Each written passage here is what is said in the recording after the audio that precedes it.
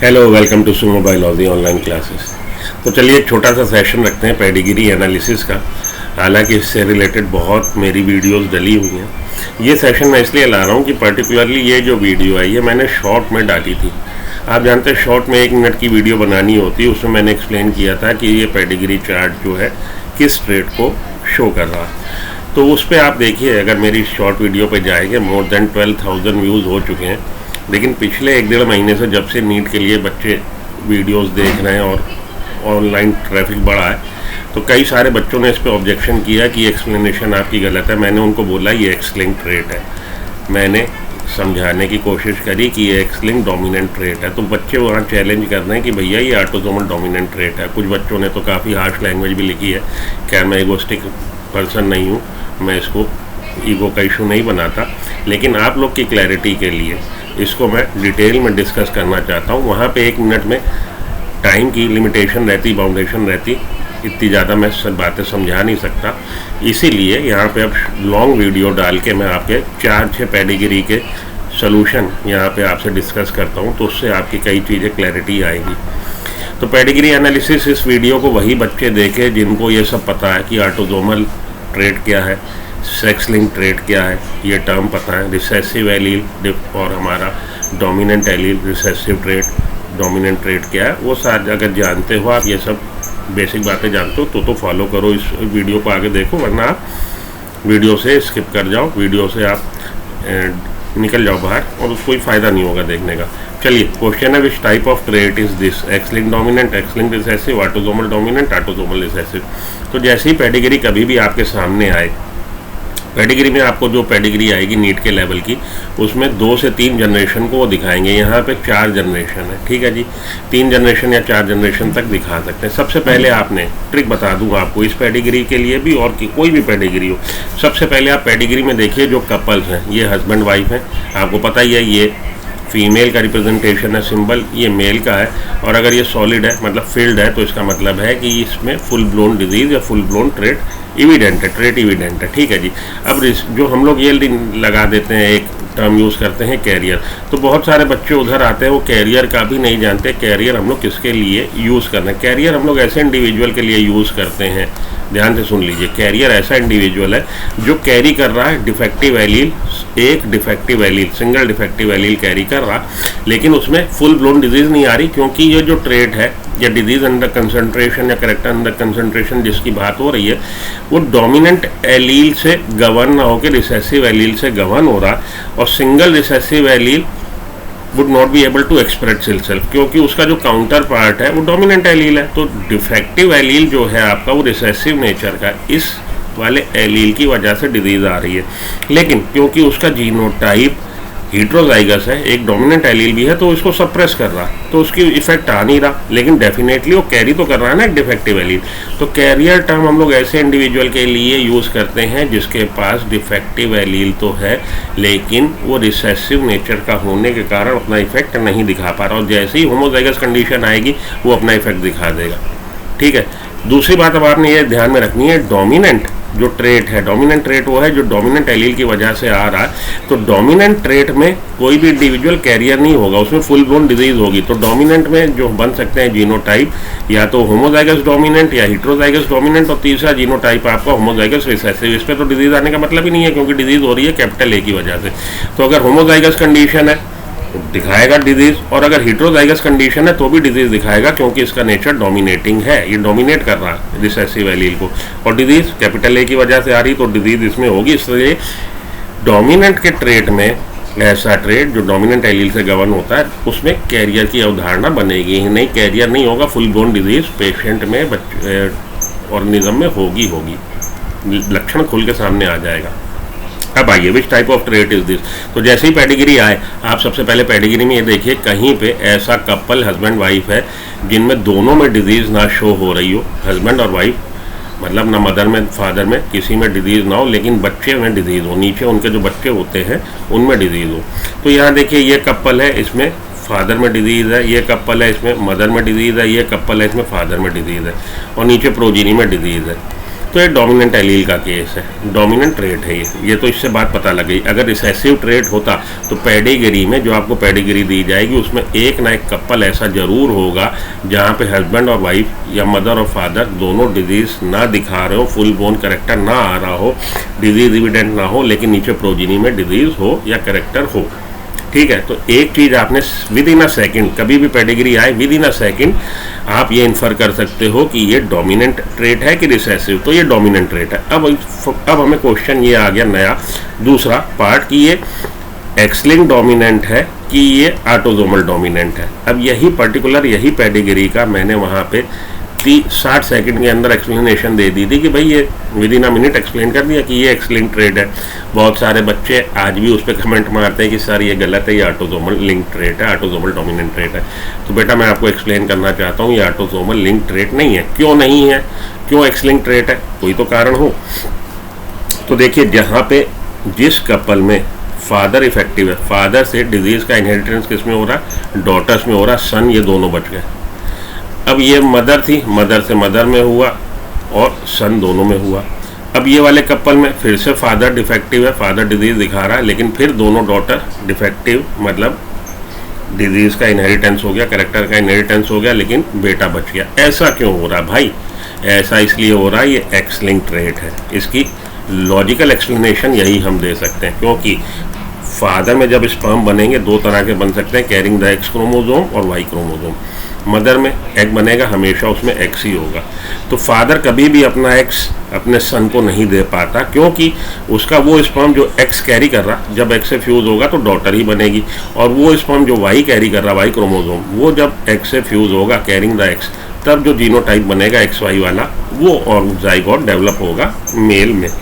बच्चा जो पैदा होगा, मुबारक हो लड़का हुआ वाली खबर आप तभी सुन पाओगे जब फादर का Y chromosome carrying sperm fuse हो एग से।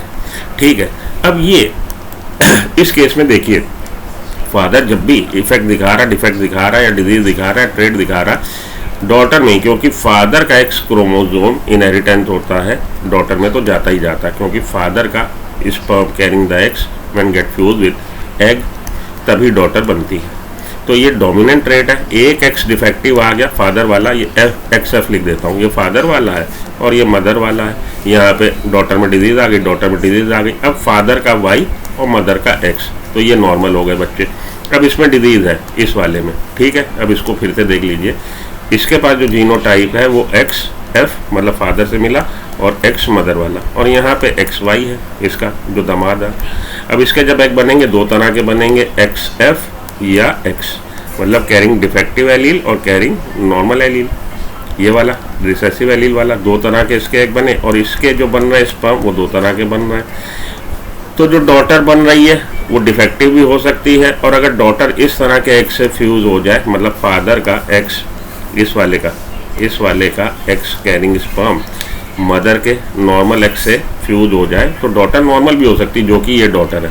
तो इस डॉटर का जीनोटाइप एक्स एफ एक्स है और इस डॉटर का जीनोटाइप एक्स आर एक्स है। इसके दो तरह के मैंने एक्स बता दिए ना आपको, एक तो जो उसको एक्स एफ जो फादर से मिला, और एक्स एम कर दीजिए चलिए जो उसको मदर से मिला, ठीक है जी। इसका जीनोटाइप इस डॉटर का ये है। फिर से बना देता हूँ। अब आप देखो यहाँ पे एक्स एफ और वाई, इसका X X M M, okay जी। ये जो बनी डॉटर इनकी उसमें एक्स एम एक्स एफ, ये जो डॉटर बनी एक्स एम एक्स एफ। अब इसके इस डॉटर के जो बनेंगे एग दो तरह के बन सकते हैं, एक्स एम एक्स एफ, और ये जो है हमारा बाहर से दामाद मेरा पिया घर आया वो लाया है एक्स और वाई।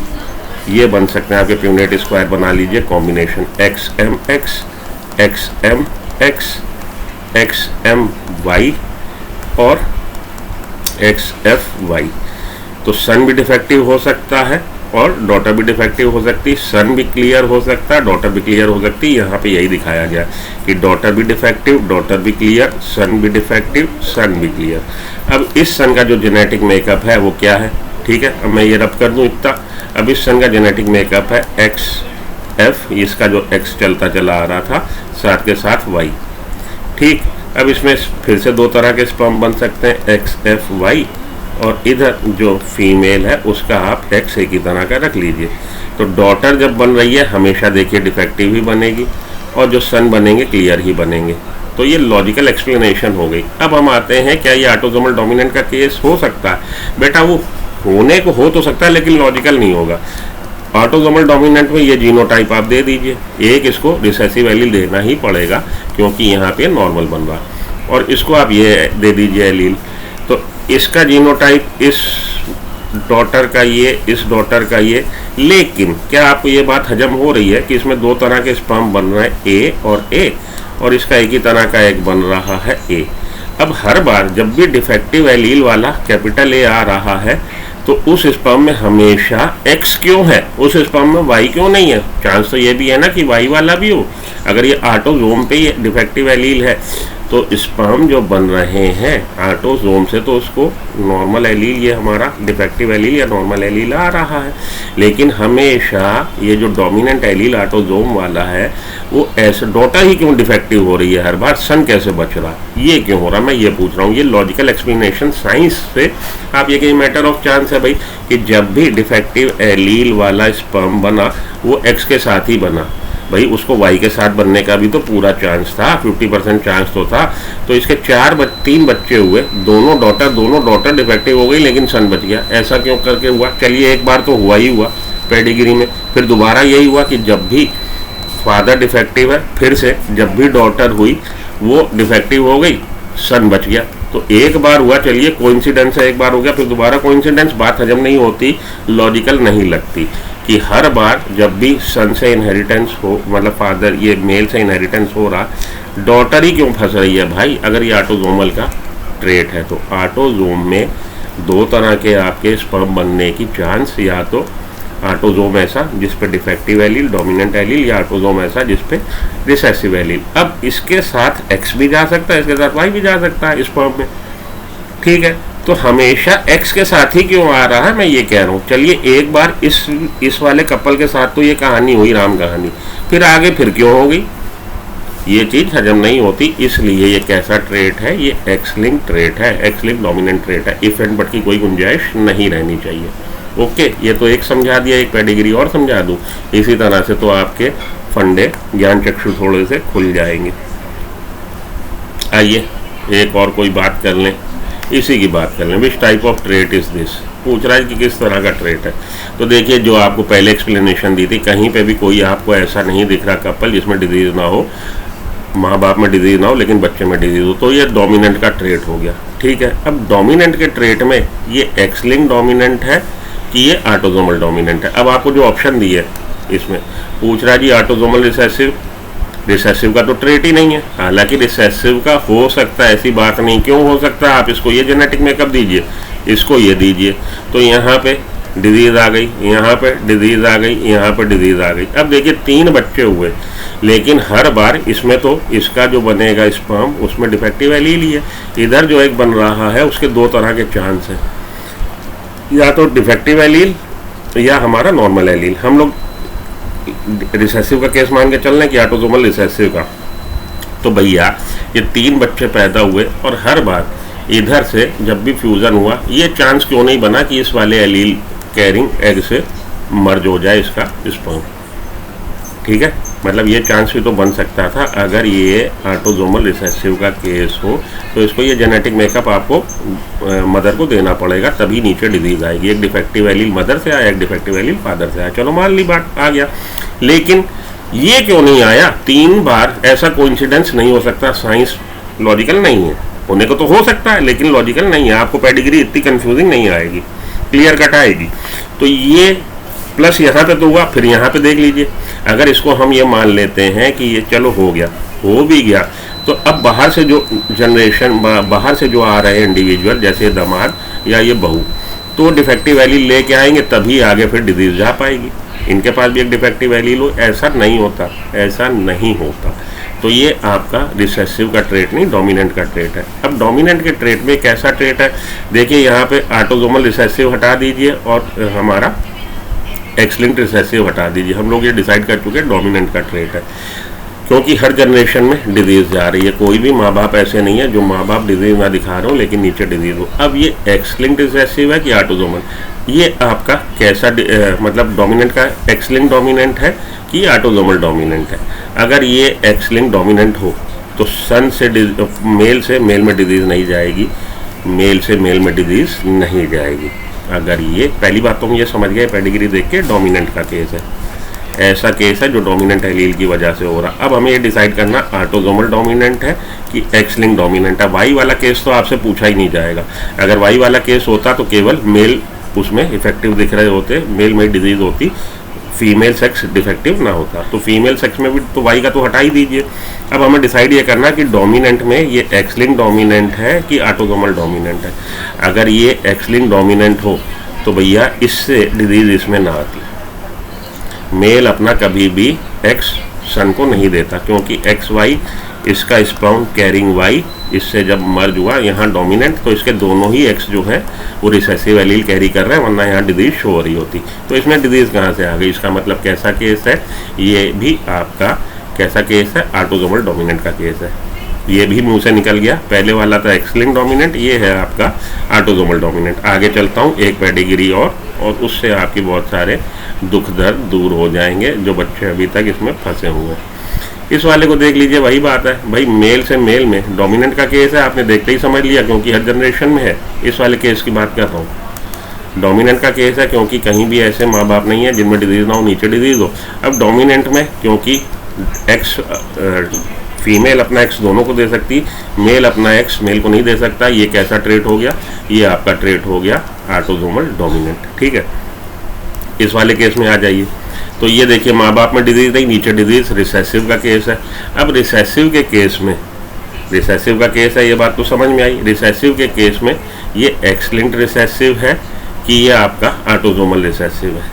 ठीक है, हाँ इसको समझते हैं। अब ये आपका रिसेसिव का केस है, एक्स लिंक्ड रिसेसिव है कि ये आपका मैंने बोला कि ये आपका ऑटोसोमल रिसेसिव है। तो ये इसमें हम लोग देखेंगे कि ये आपका ऑटोसोमल रिसेसिव है। इसने तो पहले ही अनाउंस कर रखा ऑटोसोमल रिसेसिव है। जेनेटिक मेकअप पूछ रहा है भाई एक्स लिंक्ड रिसेसिव क्यों नहीं है? इसको अगर हम लोग एक्स लिंक्ड रिसेसिव मान के चले तो भी हम पेडिग्री इसको बना सकते हैं। इसको आप दे दीजिए डिफेक्टिव एलील XRX, इसको आप दे दीजिए नॉर्मल। ये वाला जो इसमें चांस की बात XR और इससे Y आया, ये डिफेक्टिव हो गया।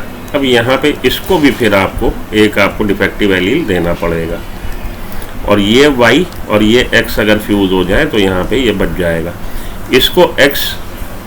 इसको ये भी कैरियर हो गई तो ये एक्स लिंक्ड रिसेसिव के केस में भी पेडिग्री फुलफिल हो जाएगी, लेकिन इतना कॉम्प्लिकेटेड बनेगा नहीं मैटर। तो ये ऑटोसोमल रिसेसिव उसने पहले इसीलिए अनाउंस कर दिया कि ऑटोसोमल रिसेसिव है और इसमें आपसे फर्स्ट जनरेशन का जेनेटिक मेकअप पूछा गया। बच्चों वाली बात है, आप कर लोगे, उलझोगे नहीं आप। इसमें आ जाते हैं अब हम लोग इस वाले केस में कि ये कैसा ट्रेट है। रिसेसिव का ट्रेट है, आप समझ गए। और क्योंकि मेल में ही ज़्यादा डिजीज़ दिख रही है तो ये एक्स लिंक्ड रिसेसिव का ट्रेट है। भाई मेल ही क्यों मर रहा है, फीमेल क्यों नहीं मर रही? फीमेल में रिसेसिव के ट्रेट में फीमेल में डिजीज़ तभी शो होगी जब उसमें दोनों ही डिफेक्टिव एलील हो। और मेल के केस में एक भी डिफेक्टिव एलील आ गया, डिजीज़ शो हो जाएगी। एक्स पे हो रहा है, इसका एक्स डिफेक्टिव था, डिजीज़ आ गई। ये मदर कैरियर है, ये मदर भी कैरियर है। इस मदर से इसमें आ गया डिफेक्टिव वाला एक्स, यहाँ डिजीज़ शो हो गई। इस मदर कैरियर से इसमें आ गया डिफेक्टिव है, यहाँ डिजीज़ शो हो गई। ठीक है जी। एक्स लिंक्ड रिसेसिव के केस में ये ज़्यादा बढ़िया बन रही है। ऑटोसोमल रिसेसिव के केस में सबसे पहले आपके दिमाग में ये आना चाहिए भाई मेल ही क्यों डिजीज़ दिखा रहे हैं। ठीक है, और ऑटोसोमल रिसेसिव के केस में जो बाहर से फैमिली में आ रहे हैं उनको भी एक डिफेक्टिव एलील देना पड़ेगा आपको, तभी यहाँ पे डिजीज़ शो होगी। दो बातें हैं जो आपके लिए पेडिग्री को खटकती है कि इसको भी आपको वो मानना पड़ेगा कैरियर, इसको भी कैरियर ऑटोसोमल रिसेसिव के केस में। ये देखिए, तो ये तो थी आपकी कैरियर, डेफिनेटली यहाँ से एक डिफेक्टिव एलील आया, लेकिन इसको भी कैरियर जब आप जेनेटिक मेकअप देंगे तभी यहाँ पर डिजीज़ आएगी। लेकिन देखिए थर्ड जनरेशन में जब डिजीज़ आ रही है तो मेल में क्यों आ रही है? यहाँ पे भी थर्ड जनरेशन में आई, मेल में क्यों आ रही है? मेल में इसलिए आ रही है क्योंकि एक्स लिंक्ड रिसेसिव का ट्रेट है और मेल के जीनोटाइप में XY, एक्स पे recessive allele, single recessive allele अपना एक्सप्रेशन दिखा देता है क्योंकि काउंटर पार्ट उसका जो सेकंड हमारा मेल के केस में सेक्स क्रोमोसोम है वो वाई है। तो डिफेक्टिव एलील रिसेसिव नेचर का होते हुए भी इफेक्ट दिखा देगा अपना, इसलिए तुरंत इफेक्ट यहाँ पे शो हो गया। इसलिए एक्स-लिंक्ड रिसेसिव का ट्रेट है। तो थोड़ा सा लॉजिक लगाइए, ज्ञान चक्षु खोलिए और पेडिग्री को आप इस तरह से थोड़ा सा जब आप सीख के जाओगे आप तुरंत वहाँ पे चटपट कर दोगे। यहाँ पे देखिए ये भी आपका कैसा केस है, रिसेसिव का। रिसेसिव के केस में फीमेल में डिजीज़ तभी आएगी अगर ये एक्स-लिंक्ड है, तो दोनों ही इसके एक्स डिफेक्टिव हो। तो यहाँ पे आपको डिफेक्टिव एक्स देना पड़ेगा, तो यहाँ पे डिजीज़ होती है। इसका मतलब है डिजीज़ नहीं हो रही है, ऑटोसोमल रिसेसिव का ट्रेट है। विद इन अ सेकेंड हो जाता है pedigree, with in a second, 1 second में आप कर लोगे। ठीक है जी, आगे चलिए एक और अच्छी सी पेडिग्री आपको कराऊं और आपके छुट्टी करूं। 20 मिनट हो गए, आपका काफ़ी समय ले लिया, आप लोग बिजी हो। देखिए यहाँ पे आइए, ये कह रहा है in this pedigree the unaffected persons are homozygous for normal allele lower case H. इसका मतलब रिसेसिव एलील जो है उसकी वजह से डिजीज नहीं हो रही, कैपिटल एच डोमिनेंट एलील की वजह से हो रही। दिस फॉलोइंग इज फॉल्टी, ये पेडिग्री फॉल्टी है। कह रहा क्यों फॉल्टी है? फॉल्टी इसलिए है कि ये डोमिनेंट का केस है, डोमिनेंट के केस में यहाँ पर डिजीज हो तो इन दोनों में से किसी में डिजीज होनी जरूरी है। अगर इन दोनों में डिजीज नहीं है, नीचे डिजीज है, इसका मतलब है ये रिसेसिव का केस और रिसेसिव एलील को नॉर्मल बता रहा है, इसका मतलब है फॉल्टी क्यों है। देखिए एटलीस्ट आइदर पर्सन 6 और 7 शुड हैव डिजीज, यहाँ पे डिजीज होनी जरूरी है क्योंकि डोमिनेंट का केस है। अब देखिए ये वाला जो आपका ये वाले हैं 8 और 9, कह रहा है at least 1 of the 8 and 9 should have disease, इनमें डिजीज होनी चाहिए। नहीं भाई, आप इनको कैरियर दे दो ना दोनों को, ये दोनों ही कैरियर हैं, तो यहाँ पे ये वाला जेनेटिक मेकअप हो जाएगा, इसलिए यहाँ डिजीज नहीं आई। बात समझ में आई बेटा? इसको कैपिटल एच लोअर एच दे दो, इसको भी कैपिटल एच लोअर एच दे दो, इन दोनों पे lower H lower H lower H lower H. तो फॉल्टी इस वजह से नहीं है कि इन दोनों में से किसी में डिजीज़ आनी चाहिए थी, ज़रूरी नहीं है। ये लोग हीट्रोजाइगस हैं इसलिए यहाँ डिजीज़ नहीं आई, और यहाँ पे डिजीज़ होनी चाहिए क्योंकि डोमिनेंट का केस है, तो 6 और 7 में से एक को डिजीज़ दिखानी चाहिए। ये हो गई पेडिग्री, इतनी बहुत है, इतना लॉजिक लगा के जाइए, पेडिग्री आप करके आएंगे। Bye bye.